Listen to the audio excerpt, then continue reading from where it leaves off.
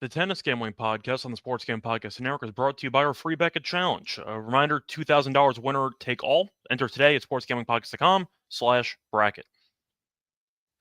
And welcome, everybody, to the Tennis Game Podcast here on the Sports Game Podcast Network. It is currently Wednesday morning, early Wednesday morning, March 19th, roughly midnight Eastern Time. I'm roast episode Scott Reichel, once again going solo for this pod. Time to break down Miami. So we just finished covering Indian Wells, and now it's time to get into Miami, another pretty big, I'd say, hardcore event in the early part of 2025. So looking forward to breaking down the event, both with quarter odds as well. So we do have quarter breakdowns and actual outright picks for both quarters and for the entire event. So keep that in mind. If you're wondering where I am because the background is weird and the lighting's awful, I'm in Vegas. So I actually just flew throughout the entire day. So point is, I just got to the hotel room, and the first thing I ended up doing was some editing. And then the second thing was actually posting the I'd say actual stuff to the banners for Miami, and now I'm ready to roll for the actual event. So nothing else to really talk about for the sake of just explanation for the background and for the bad lighting. Apologies. Nothing I can do about it is what it is. So point is, we're going to be in Vegas recording for the next couple of episodes. So if you are looking forward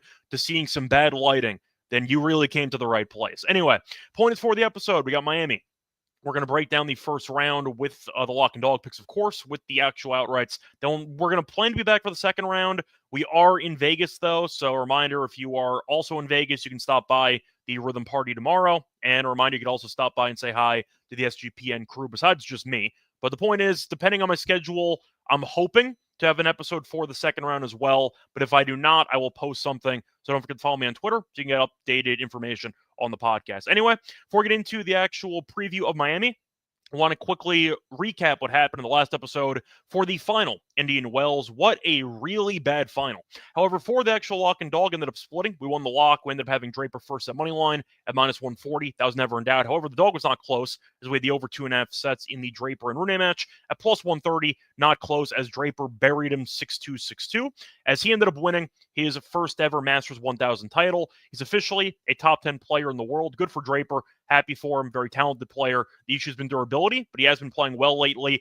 Only dropped one set in the entire event. That was against Alcaraz, who was the multiple-time defending champion, who was the best win percentage of all time in Indian Wells. So Draper looked the part, definitely looked elite, and he was able to coast to a nice, easy win for the final in Indian Wells. Now, a reminder, though, for the actual lock and dog, the locks were really good in Indian Wells. I believe we only lost one lock in the entire tournament, so a great tournament for us, at least for the lock and dog picks. I know we ended up getting reverse swept for the semis, but the point is we went undefeated for the first 3 rounds, I think, and then we ended up winning every lock besides one. So a pretty successful tournament from an actual match picks perspective, and hopefully we'll have more success with the outrights here in this one. Now, for the actual reminder of how you can support the show, don't forget to like, subscribe, and YouTube reminder. You can also leave a rating and a review on Spotify or Apple. So if you are listening to podcasts in video format, either on live stream or on, once again, video format afterwards, you can do that. That's fine. Don't forget to like and subscribe, though, to the channel to help it grow. Trying to close in on 900 subscribers. And a reminder, if you are listening to the podcast audio only on Spotify or Apple, that's fine too. But don't forget to leave a 5-star rating and a review to help the podcast grow. Plus, a reminder, check out the merch store. We have a lot of great merchandise from the Tennis Gambling Podcast. We have sweatshirts, t-shirts, and mugs, different colors, high quality, all affordable as well. So recommend getting yourself something there. And a reminder, for the actual network, we do have a great promo going on for the March Madness because you do have the ability to compete against us this March in our 75K winner-take-all college basketball survivor contest. March has never been this exciting. I already entered the contest, actually. Enter at splashsports.com/SGPN to enter, plus use promo code FINALS for a $10 bonus credit. Anyway, so point is, Draper absolutely buried Rune in a really, really underwhelming matchup, but either way, we had a pretty decent final just based on the actual lock and dog plays. Time to get into the preview of Miami. I see Bitsy agreeing about the locks. See Manzi agreeing too.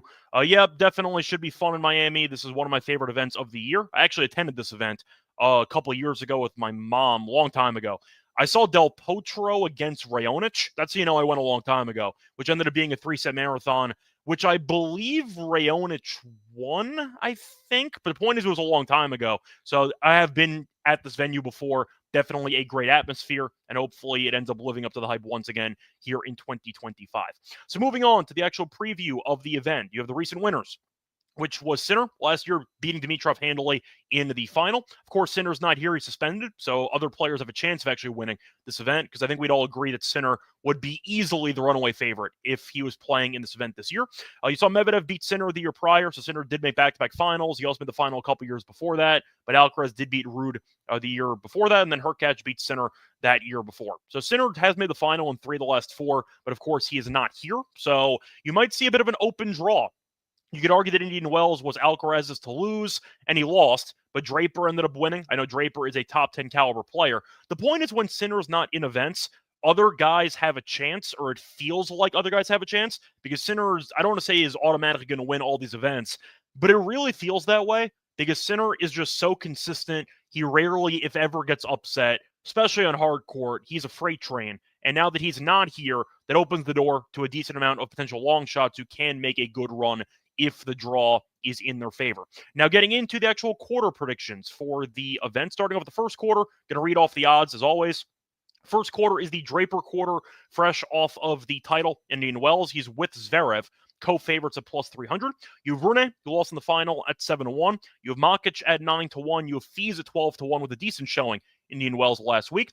Mensik is 14-1. Griekspoor 16-1. Pericard is 16-1.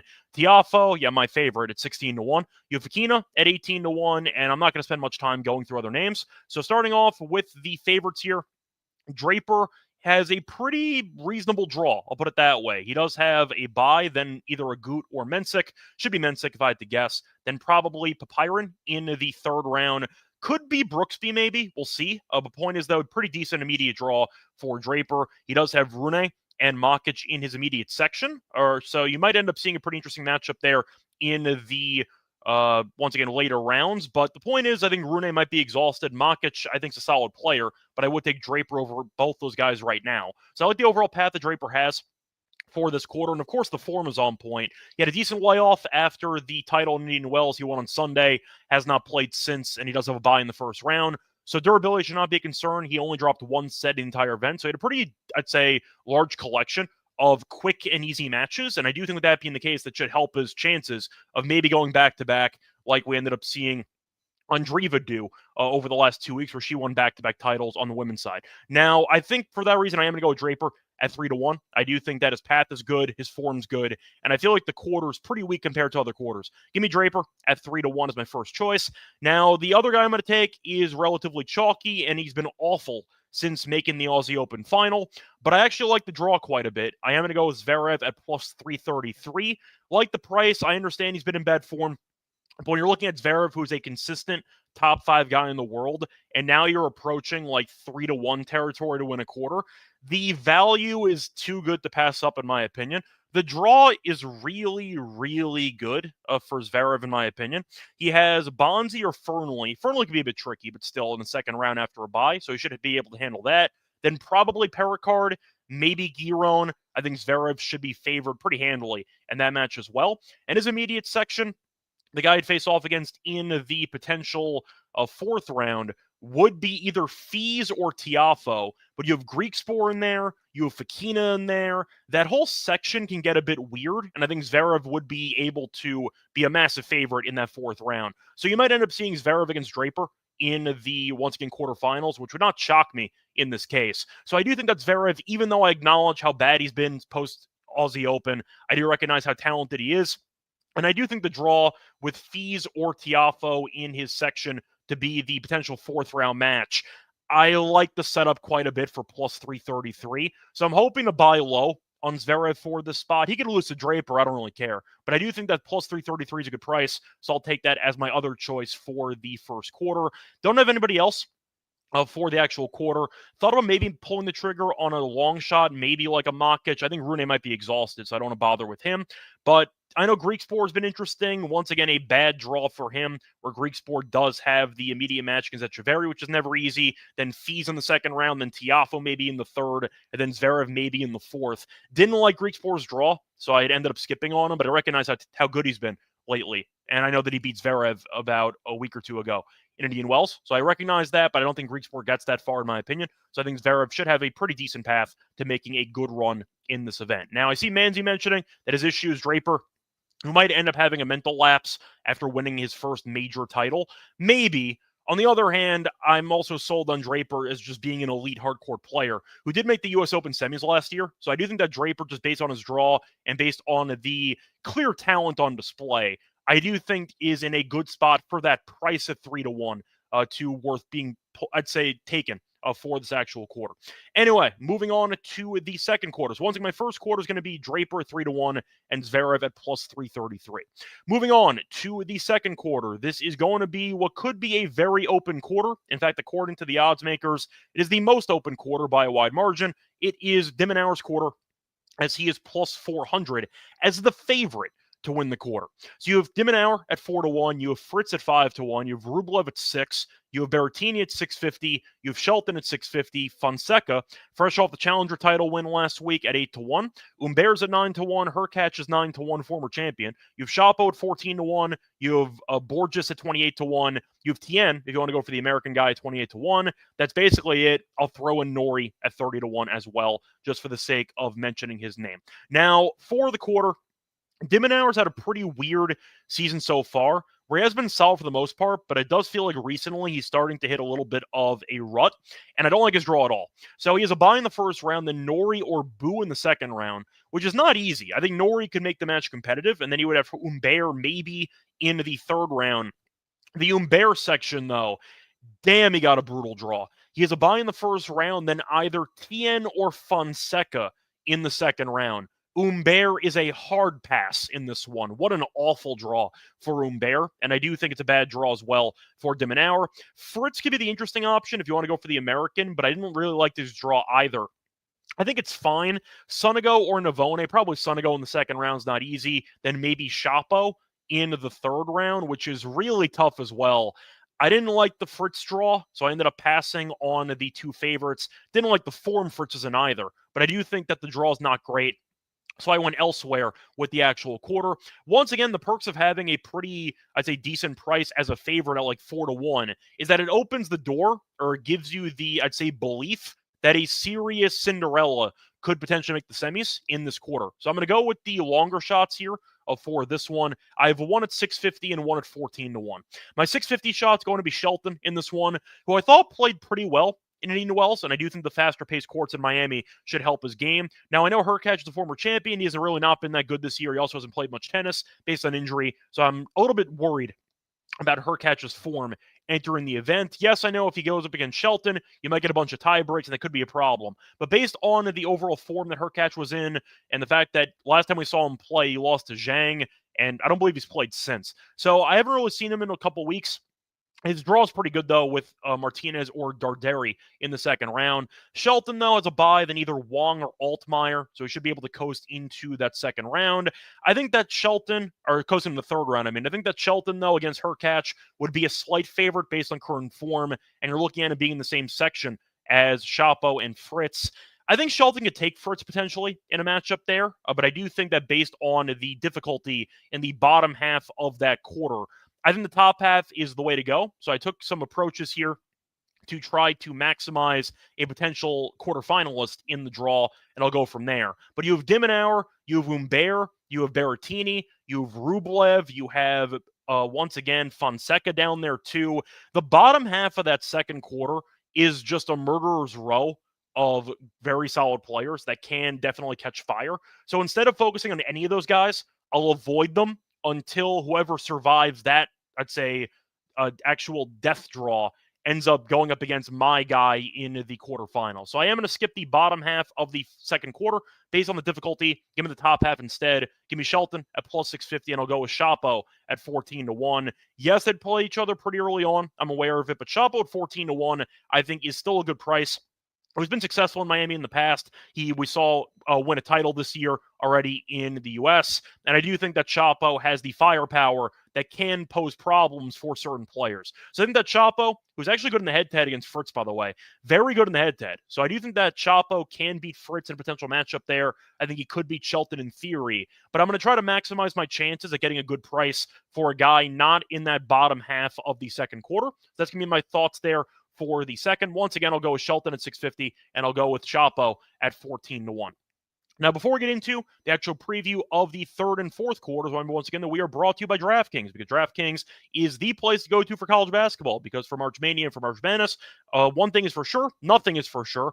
Upsets, buzzer beaters, Cinderellas advancing, top seeds going home early. It's all happening. It's all going to happen. And bet the unexpected every upset every day with DraftKings Sportsbook, with live betting, exclusive content, promos, parlays. DraftKings is the ultimate college basketball destination for March. First time using the platform, that's fine too. Great promo for you.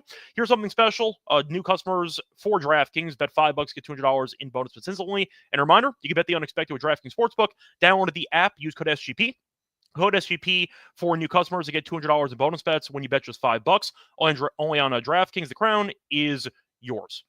Gambling problem? Call 1-800-GAMBLER. In New York, call 877-8-HOPE-NY or text HOPE-NY 467-369. In Connecticut, help is available for problem gambling. Call 888-789-7777 or visit ccpg.org. Please play responsibly. On behalf of Boot Hill Casino and Resort in Kansas, 21 and over, age and eligibility varies by jurisdiction. Void in Ontario. Bonus bets expire 168 hours after issuance. For additional terms and responsible gaming resources, see dkng.co/audio.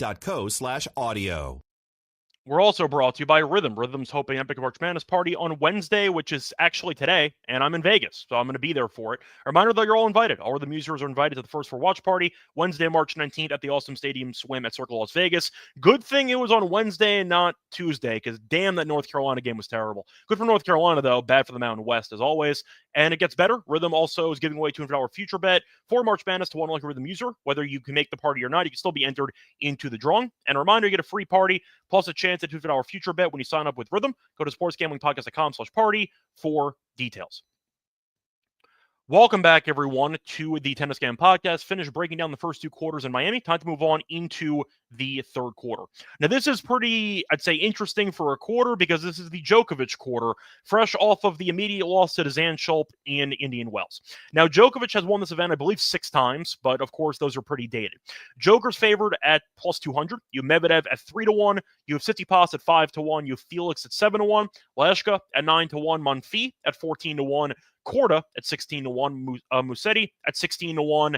I could keep going. To be honest, it really should be one of these guys, so I'm not going to bother going through the rest of the names. For the actual third quarter, though, looking at the actual draw, even though Joker has not been in good form lately, I really did love his draw. I thought he got an absolute gift of a draw. Buying the first round, probably Medjedovic in the second round. Fun story, though. Djokovic actually paid for some of Medjedovic's either equipment or travel over the years because they're both Serbian. I remember that Medjedovic was starting up mostly in the Challengers, being like an up-and-comer, did win the next-gen finals. Joker, I know, contributed financially to Medjedovic's early tennis career. So that is pretty cool. A point is, though, Joker and Medjedovic actually have a connection besides just being Serbian. But that's a potential second-round matchup. But his immediate third-round opponent would be Mickelson, who does not scare me at all. You're looking at what could be either Felix or Musetti in the fourth round. It is a great draw for Joker. I get that he has not been in good form this season. I understand. He made the semis, though, of the Aussie Open, but still. I think it's a great draw, and for that alone, I'll take the plus 200. I said before, I'm probably not going to take Joker to win an event anytime soon because I have to kind of see it to believe it at this point. I think that ship has sailed personally, but 2-1 to make the semis out of this draw, I think is a pretty good option when his path to the fourth round and onwards kind of a cakewalk compared to other guys in the event. So I think that Joker is worth taking here at 2-1 for the draw. Moving on to the other guys, though, for this actual quarter that I'm interested in, I think I am going to go with a pretty interesting draw here. I'll mention Medvedev first because I am going to skip him, but I want to mention why. Decent draw, does have Lehecka. What could be Lehecka, maybe Monfils in the third round, which is not easy either. Then he'd have potentially Tsitsipas in the fourth, which could be tricky. But compared to Medvedev's immediate first 3 rounds, I think Tsitsipas is easier. They both have a bye in the first round. He is either Bellucci or Zhang. I think that it's going to be Bellucci, but he's been kind of a mess since having a decent run in, I think it was Rotterdam, A point is, though, Tsitsipas, I think, has been playing good tennis. Did get killed by Rune, who made the final in Indian Wells, but that was the only loss he's had since changing rackets. Korda, we've barely seen over the last couple of months. So I think that's a pretty decent matchup for Tsitsipas. And Tsitsipas against Medvedev could be a serious war. Point is, though, I think based on the price differential, Medvedev, I have no interest in taking at 3-1, especially with how he self-destructs in almost every event that he's in. Tsitsipas, though, We saw win a big title a couple weeks ago. I think that he's in good form, and 5-1 for a pretty good draw, I think, is a great price compared to Medvedev. So give me Tsitsipas at 5-1 as my second choice here. I think it's a pretty interesting quarter, should be fun, but I do think that 5-1 is a good price for Korda, who would be his main opponent early on, who we don't really trust at this point. So Tsitsipas might get a pretty solid path into the third or fourth round. If that's the case, I think 5-1 is worth it. So once again, my two choices here for the third quarter, no long shots here, will be Joker at 2-1 and Tsitsipas at 5-1. Thought about some other potential long shots, maybe, but Musetti's been injured a bit lately. Don't like him on hard court anyway. Court is at 16-1. I need to see more. Mickelson as Joker somewhat immediately. Can't take him either. Halles is at 40-1 if you want to back him to make another deep run. But I don't really like the draw that much for Halles. I think it's an okay draw if you wanted to go for like a Cinderella, but do I love the draw? No, not really. So I think that once again, you're looking at what could be a bit chalky, but he'd have Musetti in the second round, then maybe once again Felix in the third. Could get a bit weird there. So maybe if you want to go for a serious long shot, Halles at plus 4,000, maybe. I'm not taking it, but I'll go with, once again, Joker at 2-1. I'll go with Tsitsipas at 5-1 as my only two choices there for the third quarter. Moving on to the fourth quarter. This is the Alcaraz quarter. So Alcaraz is minus 185, give or take. You can shop around, though. You have Paul at 550. You have Ruud at 8-1. Dimitrov, off of the runner-up finish last year, is 10-1. You have Kashanov at 11-1. Cerundolo at 15-1. You have Kekmanovic at 22-1. You kind of get the point. You have Kyrgios in this quarter at 50-1 if you want to burn money on fire. So you can do that if you want to waste money. But Kyrgios is in this quarter. So is Bublik. So you have a couple of characters in this quarter. Point is that Alcaraz, I think his draw is fine. Could you argue that it's not the easiest draw in the world? Honestly, maybe, but I think it's a pretty easy draw. He's got a bye, then probably Goffin in the second round, then potentially Nakashima in the third. You're looking at maybe Dimitrov in the fourth in a rematch of last year's upset where Dimitrov beat him. But I think that Alcaraz, after winning 6-1, 6-1 against him in Indian Wells about a week ago, I think he'd beat Dimitrov again. Dimitrov has had a couple injuries recently, did withdraw from a couple of events or retire mid-match. Had a decent run in Indian Wells, but I think that Alcaraz would beat him, and I do think it's a pretty good draw in general. So I am going to go with Alcaraz. I found minus 175. That's really it.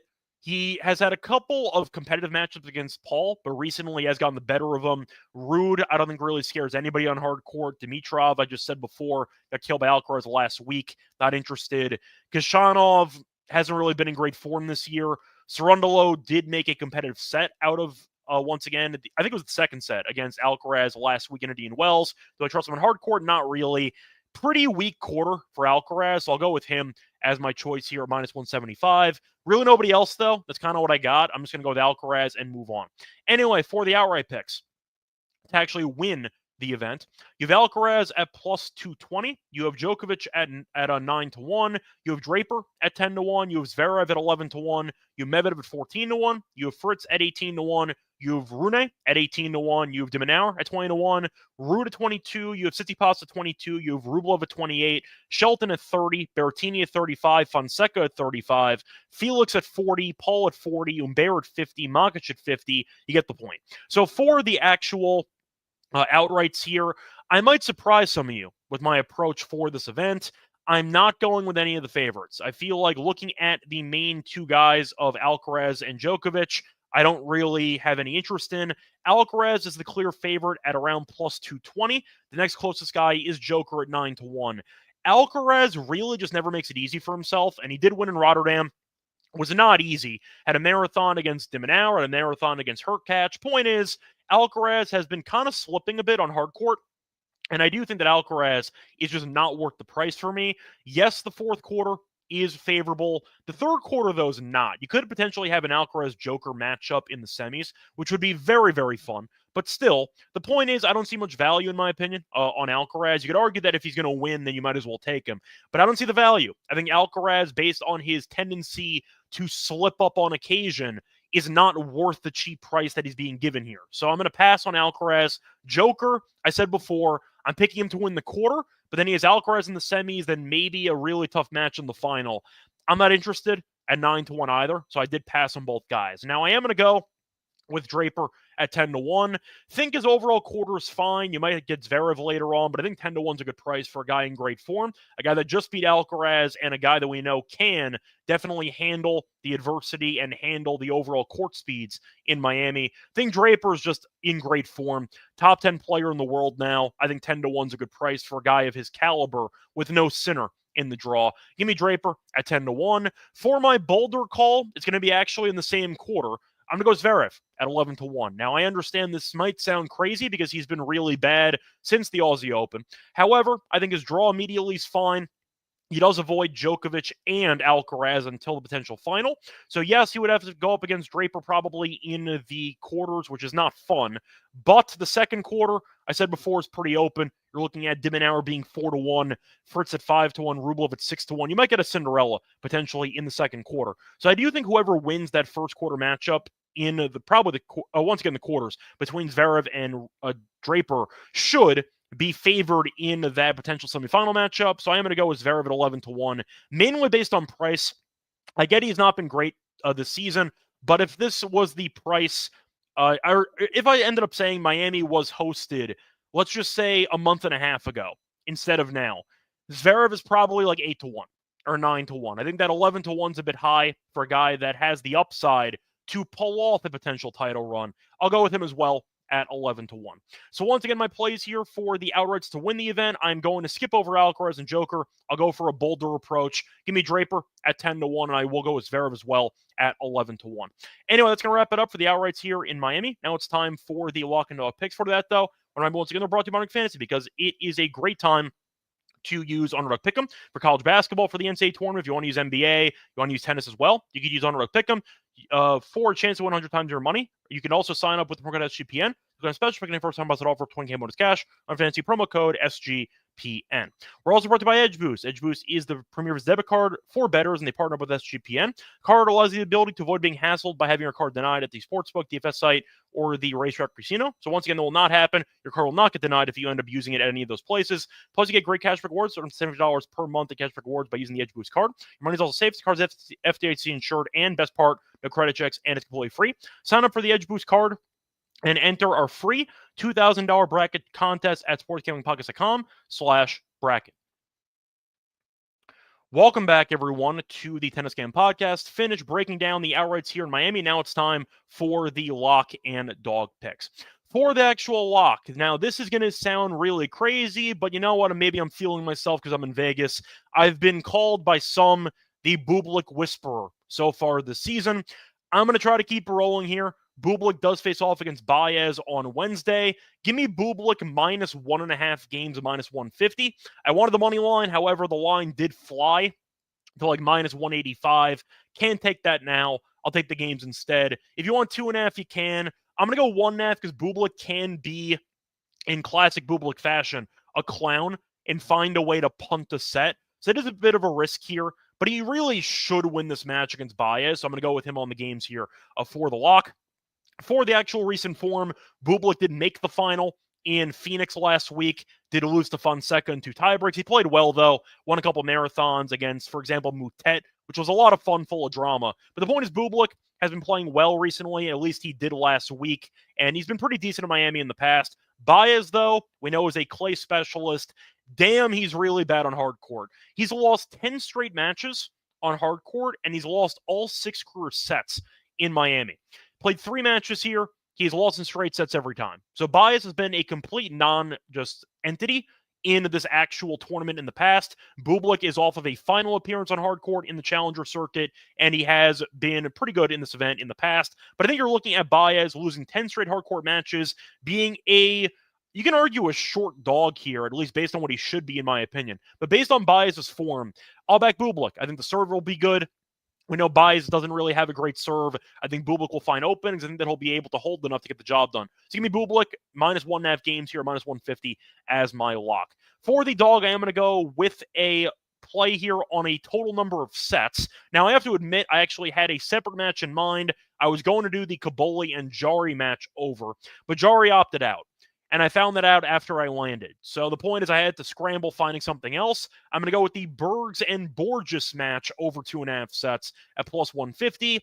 This match might look familiar to you, and it should, because this is the third meeting in 2025. They faced off 2 times already in the first 3 months of 2025. Each of those meetings did not end straight sets. You've seen a marathon with each guy winning actually already so far this season, and you're looking at both guys being in pretty average form.